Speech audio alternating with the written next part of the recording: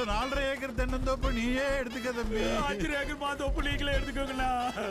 அந்த 20 பவுன் சங்கிலிய நீ எடுத்து போட்டுக்கோடி. அந்த வயிறு அட்டிக்கு நீ எடுத்து போட்டுக்கோக்கா.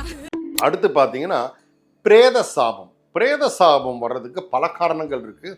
அதில் முக்கியமாக இன்னொன்று பார்த்தீங்க வச்சுக்கோங்களேன், இந்த இப்போ ஒருத்தர் இறந்து இருக்கும்போது அவர் பாடியை வச்சுக்கிட்டே அவரை பற்றி தப்பாக திட்டி பேசுறது, அந்த இடத்துல உட்காந்து அவர் ஆத்மா அங்கே தான் இருக்கும், உடம்பு இங்கே இருக்குது, ஆனால் ஆத்மாவும் அங்கே நின்று பக்கத்தில் பார்த்துக்கிட்டு இருக்கும். இவரை அந்த பாடியை வச்சுக்கிட்டு சொத்துக்காக சண்டை போட்டுக்கிறது இப்படிலாம் பண்ணும்போது பிரேத சாபமாக மாறிடும். நீங்கள் என்ன செய்யணும் அப்படின்னா, நேராக ராமேஸ்வரத்துக்கு போய் திலோமம் பண்ணிவிடுங்க, இல்லை கேரளா பரசுராம கஷேத்திரத்துக்கு போயிடுங்க.